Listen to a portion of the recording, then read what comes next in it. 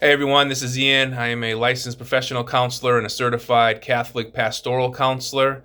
I wanted to make a video about the call to perfection that Jesus issues to his disciples in the Gospel of Matthew, where he says to be perfect just as your heavenly Father is perfect.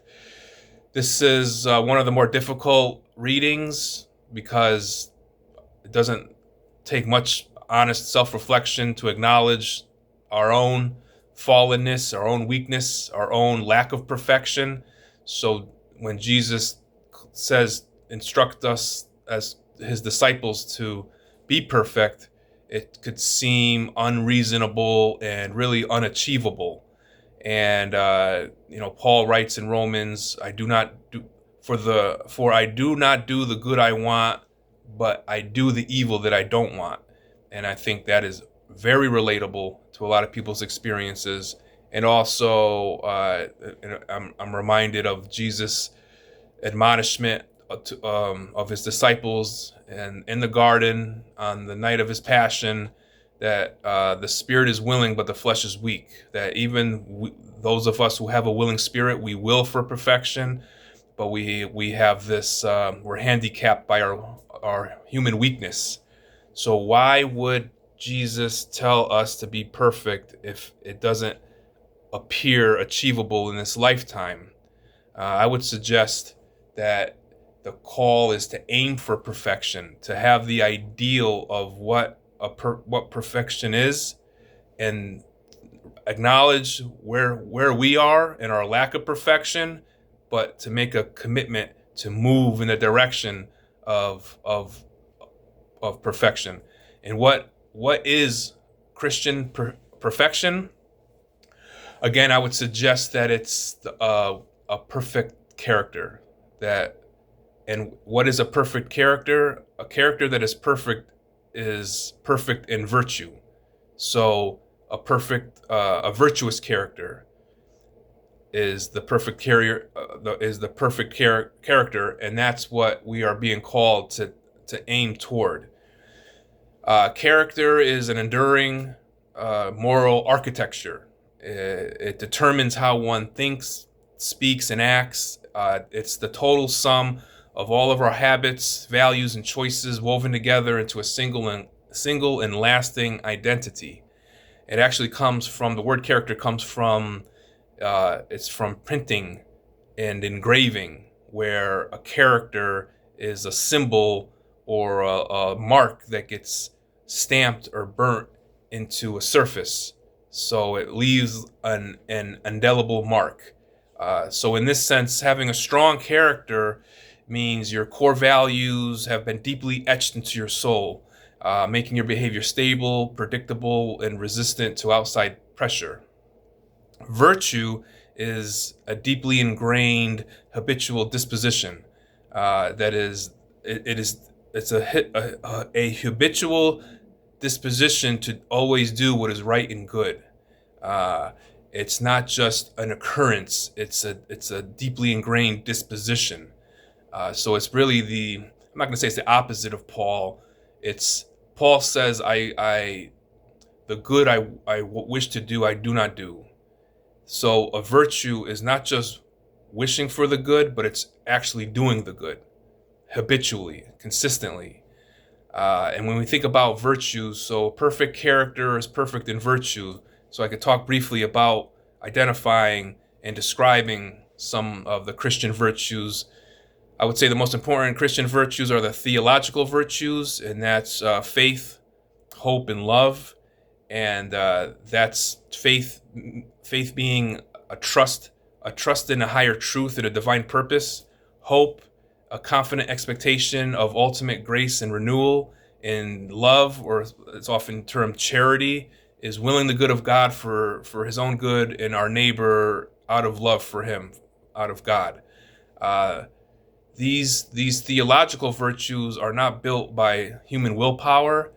They are infused into our souls by grace, and they connect us directly to the divine, and which is why, and when we pray a rosary, The first three Hail Marys are for an increase in these theological virtues. So the first rosary, the first Hail Mary is we're praying for an increase of faith, and then hope, and then charity or love, which is interchangeable.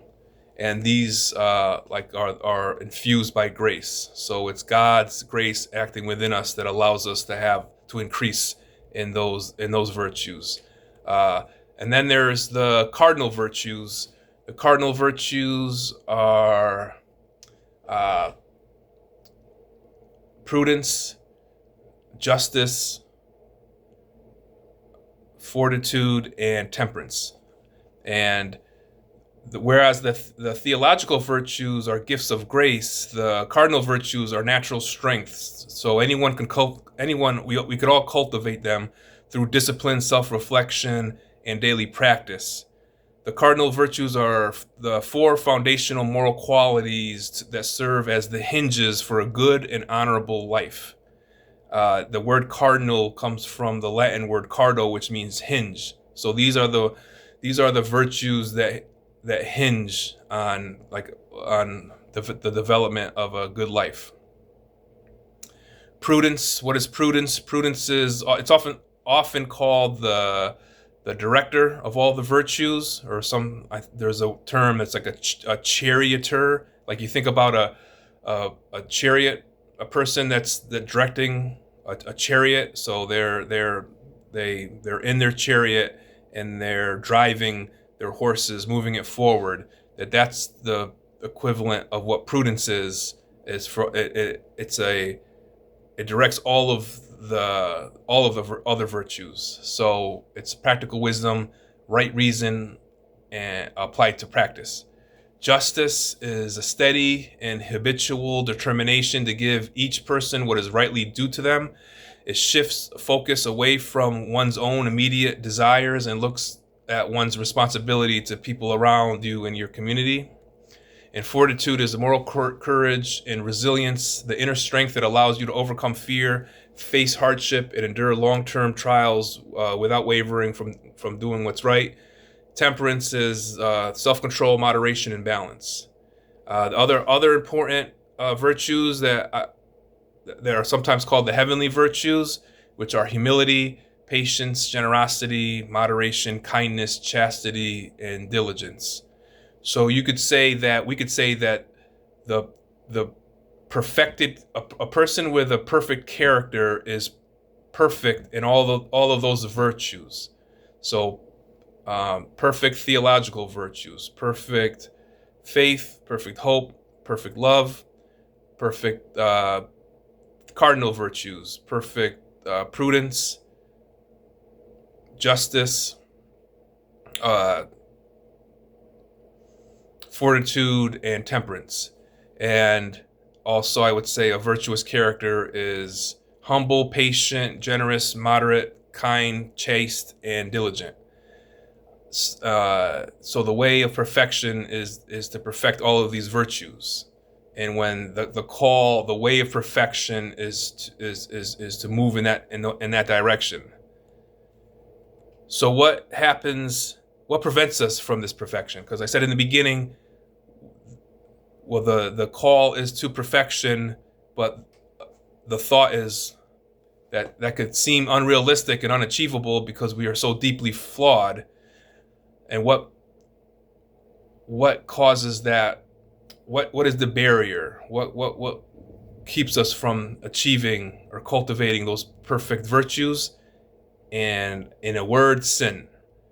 Paul said wrote in Romans, sin, through one man sin entered the world, and through sin death, and thus death came to all men, insomuch as all have sinned. So we're all sinners. Now when we're baptized in the name of the Father, Son, and Holy Spirit, that does remove the stain of original sin, but it doesn't remove our human weakness. And it says it it's written in the Catechism of the Catholic Church, 1264, which says, yet certain temporal consequences of sin remain even in the baptized, such as suffering, illness, death, and such frailties inherent in life as weaknesses of character, and so on, as well as an inclination to sin that tradition calls concupiscence, or metaphorically, the tinder for sin. Since concupiscence is left for us to wrestle with, it cannot harm those who do not consent, but manfully resist it by the grace of Jesus Christ. Indeed, an athlete is not crowned unless he competes according to the rules. And so we're left, we are baptized, those of us who are baptized are cleansed of original sin, but it doesn't remove our weakness and our proclivities for sin and our concupiscence. But it's part of, it's like the game, it's the rules of this race that we're in that we have to contend with as we advance toward the prize. And we will not be free of trouble. Jesus said in John 16:33, in the world you will have trouble, but take courage, I have overcome the world. And then Peter says in Acts that it is necessary for us to undergo many hardships to enter the kingdom of God. And later on, Paul writes in the first letter to the Corinthians, I drive my body and train it for fear that after having preached to others, I myself should be disqualified.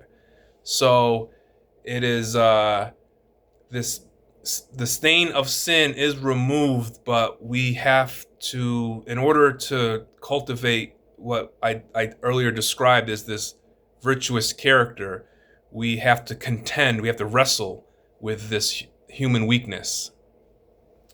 So another word for sin, I want to describe I describe perfection as a virtuous character, and I want to contrast that with the opposite, the polar opposite of a virtuous character, which is a vicious character.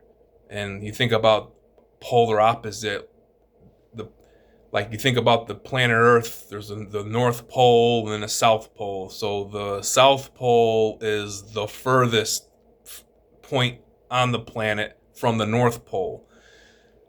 The vicious character is the furthest from the virtuous character. And when we think about I described the characteristics of virtue and the perfection of virtue as being a flaw, developing that flawless character. A vicious character, vice. When you think of the word vicious, it's one of those things where it's one of those words that the meaning has changed over time. Because I don't know about you, when I think of vicious, I think of like mean and violent. Like if a person is vicious, like you think about, like sometimes it'll be described like there's a vicious dog. Like don't go near that dog because that dog is known to be vicious.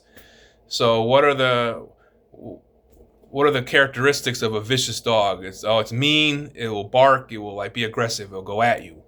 Or if you're watching sports, if you're watching like a NFL football game, and there's a really strong hit on another player, the announcer might say, "Oh, that was a vicious hit," like it was like very violent.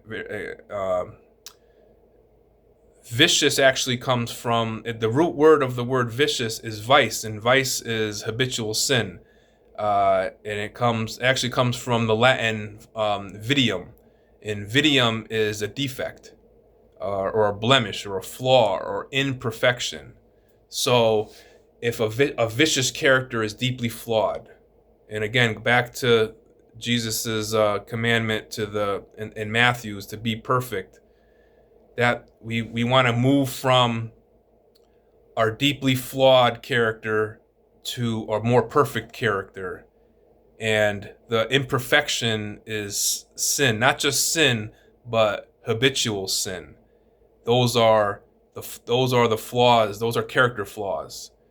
Like if you rated a diamond there's people who are professional. They'll determine the value of a diamond by uh, and they'll be able to, based on like if whether or not it has flaws. Like they'll say like if there's chips or flaws or lack of clarity, it would be called imperfect. And whereas if it lacked flaws, obviously it's perfect. And so what our character flaws are vices. And when we think about vices, a vicious character, I think of the 7 capital sins, which were that was Pope Gregory in the 6th century. He took an already existing list, but he refined it in what we now would call the 7 deadly sins. But they're actually not. They were originally, and they're still more officially could be understood as 7 capital sins. It was somewhere in the 12th century then where they started to change the description of these changed to deadly, not capital. Now, capital sin meaning, all sin. The wages of sin is death. So all sin is the wages of any sin is death. So to call these 7 like deadly sins as if other sins aren't deadly, maybe they could be called the deadlier sins. But capital sins to me is more appropriate because capital comes from the word head. So everything flows from the head. It's like a fountainhead. Like you picture a fountain of water, and it might be led. It could be led in several different separate streams, but all streams lead to that head, that fountainhead. There are who knows how many ways to sin, like thousands, hundreds of thousands, over 1 million different ways to sin. But by identifying the 7, again, capital sins, each sin of the millions of ways to sin, they will all go to one of those 7 that Pope Gregory identified. And those are, that list is pride, anger or wrath, gluttony, greed, envy, lust, and sloth.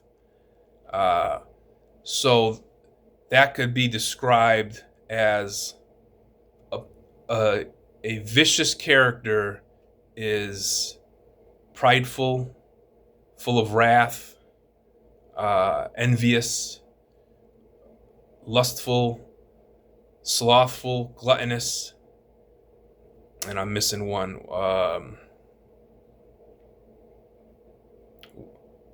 Greedy. So I think that's the extreme. Like when I describe this, so that's the polar opposite of that perfect virtuous character. So you have at one end a vicious character, and at the other the perfect character. So the calling of Jesus in Matthew is to aim for that. Acknowledge where you are presently, and then move toward perfection. And that brings to mind another one of Paul in Corinthians, the second letter to the Corinthians. He said, the Lord said to Paul, "My grace is sufficient for you, for my power is made perfect in weakness." Now this is Paul said that he had a thorn in his side. No one knows exactly, he didn't definitively say what exactly the ailment was. I've heard it written that they believe it might have something to do with eyesight. He had an issue with vision. And he says that he prayed to the Lord 3 times to remove what he described as a thorn in his side, and the Lord didn't. And this was what the message was, that God's grace is sufficient for you, for my power is made perfect in weakness. So the way to perfection that we're all called to requires us to acknowledge our weakness and cooperate with God's grace. Like we can't, that's what I get from that message of my power is made perfect in weakness. How is God's power made perfect in our weakness? It's because it's a statement of humility, it's an acknowledgement of my own human weakness, and that I can't perfect myself. I can't redeem myself. That I need God's grace in order to work this movement toward perfection. God's power is made perfect in weakness. And I think about that word cooperation, co meaning together. That the spiritual life is an initial orientation toward God. Like we first shift our attention to egocentric needs and desires, and then toward and orient our attention to God. That's the initial, that is like the orientation into the spiritual life, especially for people who have never had that spiritual sense or who had fallen away. What's required to make a beginning is that initial orientation. Some people have it very drastically. There are stories you could read of people who had very drastic conversions. And then there are some people who it's more gradual. But whether it happens quickly or slowly, it's the same idea of a posture of self-centeredness to a God-centeredness. And after that, and it's not like a one-time deal. It's not like a person has this just one-time spiritual experience and that they're perfect from there on out. That is not the case. Sadly so. Some people have that mentality and that belief, that hope that, okay, I'm not going to struggle anymore. I'm now on this different path. You are on a different path, but that doesn't mean, like I said, in this world we will always have trouble. But that trouble, we're meant to, it's for our good. Everything works for the good for those who love God. So after that initial orientation away from self-centeredness, egocentrism, to a God-centric worldview and mission, then it's a lifelong process of that way of perfection. And it requires a cooperation with God's grace. Co meaning together. So operate comes from operare, which is to work and to labor and to build. So you're working together with God to work, labor, and build this cultivation of virtue.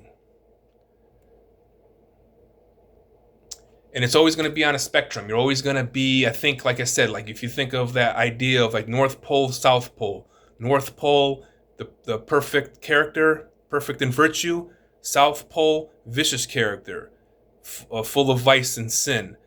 No one is, if they're honest with themselves, no one listening to this, I'm not saying for myself that I have been anywhere near the top, and few of us have been, none of us have been all the way at the bottom. Usually we're going to be somewhere in between, but the spiritual path of fulfillment and goodness is to, number one, see where we are in life and move toward that, away from the vicious character toward the virtuous character. And no matter where we are, no matter what we're doing, we could always kind of acknowledge we're somewhere on that spectrum. Like even if you look at, I like to use the 7 capital sins and the 7 heavenly virtues, and to acknowledge, okay, where am I? If it's like a spectrum, and at one end there is the sin, there is the capital sin, and on the other side there's the virtue. Where am I in this moment, and how can I move away from? Am I moving more towards sin and away from virtue, or am I moving away from the sin and more toward virtue? So at any given moment, any day, we could always think to ourselves, okay, am I moving more toward pride and away from humility, or away from pride toward humility? With anger and wrath, am I moving more toward anger and resentment and wrath, and away from patience, or toward patience? And on it goes. It's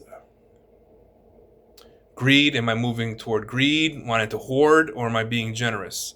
Am I being gluttonous, moving more into gluttony, or toward moderation? Lust to chastity. Now with lust,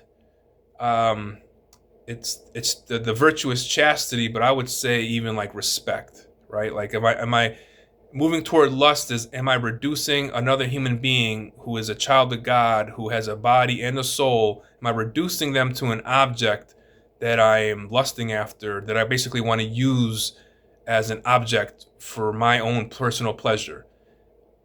Love is willing the good of the other. So if I am like reducing somebody to an object, I'm not willing for their good. I am willing for my own good in the selfishness.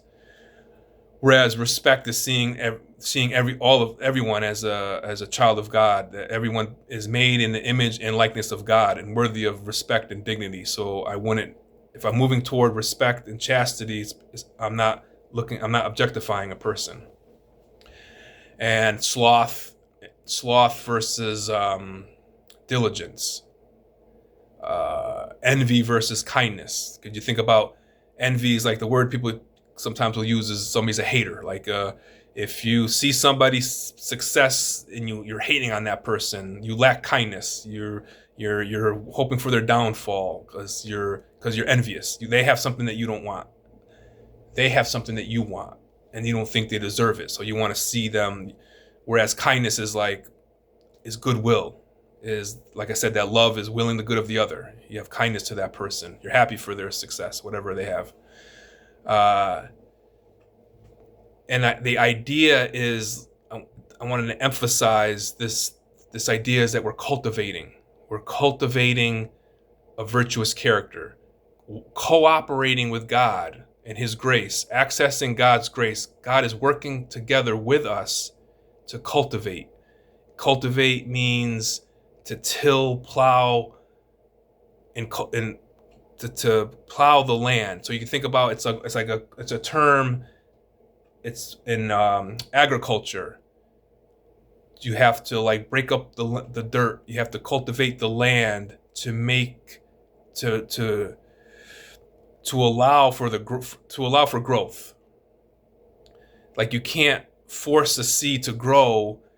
All you could do is provide an optimal environment and nutrition and protections so that it can grow.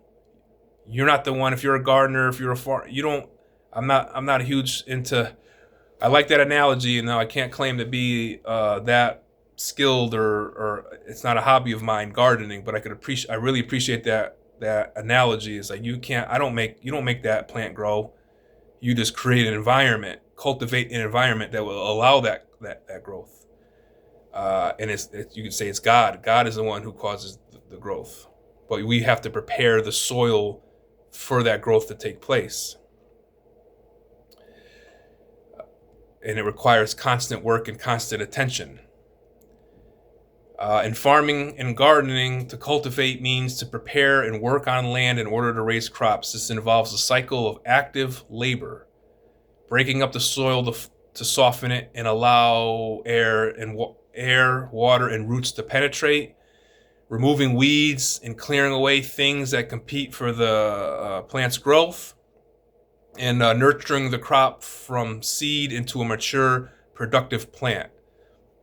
That's what it means to cultivate. So if we're cultivating virtue, which is the Christian call to perfection, breaking up the soil, softening it, allowing air, water, roots to penetrate. So that sounds to me like a metaphor to our own hearts. Do we have a hardness of heart? Are we lacking? How do we soften up our heart? How do we let down walls to allow God's grace and love for other people in? And how do we again cultivate that natural disposition Are we being fully honest? Are we willing? Are we open-minded? Are our hearts hardened? Removing weeds and clearing away things that compete with the plant's growth. Like, what is that? What can that mean in the spiritual life? Like, what are the things? What are the invasive species that we allow in that take away our ability to cultivate these virtues? Maybe they're probably things that we know aren't really good for us, but we have grown habitually over time to enjoy them, so we're unwilling to root them out. It's like sometimes you see a weed and you look at the weed and you say like, oh, it's not, it's kind of, I kind of like it. It's kind of, I like the way it looks, but it's choking out that true growth of virtue. I think of that could be music that we listen to that is ungodly. Anything social media, the scrolling, just getting caught up in the algorithm and viewing things that may not even fall into venial sin, but are just not are weeds. It's the things that we allow in, and then the nurturing the crop from seed to mature productive plant. You think about all the things a plant needs to thrive: sunlight, water. So what do virtues need to thrive? They need its cooperation with God's grace. So it's not just removing all the negative stuff, some of the music that we might listen to, I could say that I've listened to, and sometimes I still feel drawn to, or movies, certain things that just certain things that are just not, we should not allow in. Even like gossip, even if somebody were to say, oh, did you hear about so-and-so? And there's a natural, like, that weakness. There's a natural thing to like love the drama when it's not our own, like, oh, why, what happened? But it's like to be strong, to be like, nope, that's a weed. I don't want that weed in my, and I'm trying to cultivate virtue here. And that's going to inhibit the growth of virtue. Nurturing the crop means, to me, like I said, the sunlight and the water, that's filling my mind with good things. It's not to say, oh, all social media is bad. If you're watching this, it's probably on a YouTube link. So YouTube has a lot of people who could have life-giving things to say, hopefully. And as easy it is to get caught up in there's plenty of negative, but there's also a lot of positive. Reading scripture, joining a Bible study, fellowshipping with others, corporal acts of mercy, spiritual acts of mercy, prayer, consistent prayer, daily rosary, chaplet of divine mercy. There's so many prayers, there's so many tools, there's so many things that will cultivate that seed that God plants and will allow it to grow. And like I said, I'll end on this note that God is with us. That's what Jesus said to his disciples. I am with you always until the end of the age. That we just celebrated the feast of the Ascension, and you say, like, why was Jesus ascend? Why did he have to ascend into heaven? He had to go into a heavenly dimension to make himself present to us. And that's the last thing he said in Matthew, is I am with you always until the end of age. So we have a partner in God Almighty who's calling us to virtue, but also is making himself available, if we would have him, to move in that, to aim, to not just aim, but actually progress toward that perfect character.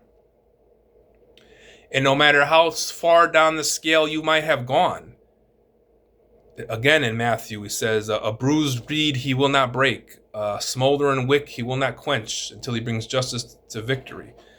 So a smoldering wick, I heard a sermon once, the person said, like, if you could think of, in those times light was through wicks. They'd have a clay bowl full of olive oil, and the wick would, when the oil burnt out, the wick would smolder. So it didn't give off light. It stopped giving off. It didn't really give off light, like a flame. and the wick started to smolder, which was like smoke, and like it gave off a really acrid. So if you're sitting in a room and you have a candle burning and the candle burns out, but it doesn't, but the wick smolders, and by smolder I mean puts out really acrid burning smoke, you would stop everything to discard it. You would run over, grab it, and throw it out the window. And the same thing with the bruised reed. A bruised reed he will not break. A bruised reed was considered useless. Whatever use a reed had, if it broke, it lost its structural integrity, and nothing could be used from it. And so the natural thing is just to toss it. Like it's worthless. It's too damaged to do anything with. Just get a new one. When God says a bruised reed he will not break, or a smoldering wick he will not quench, he will not discard anyone. That no matter how far down the scale you might have gone or how broken you are, first of all, we're all broken, but you could think to yourself like, okay, I'm way down in the things I've done, that God will cooperate with you if first, like I said, turn to God, and then cooperate with him, work with him, cooperate with his grace, and you could move toward that perfection, that perfect virtuous character. So going back to that original statement about the God, Jesus telling his disciples, be perfect as your Father in heaven is perfect. That is not a condemnation, because you could hear it and you could feel condemned. They're like, well, I'm not perfect. I've never been perfect. I am not perfect. I can't see myself being perfect in this life. So I'm being condemned because I don't add up. Jesus is asking me to be something that I am not, and I can't even see myself ever being. So it could seem like a condemnation. But what I'm saying is it's not a condemnation, it's an invitation. In that, Jesus is inviting us to turn to him and to cooperate with the grace, and we could move in that direction. Thank you for watching my video.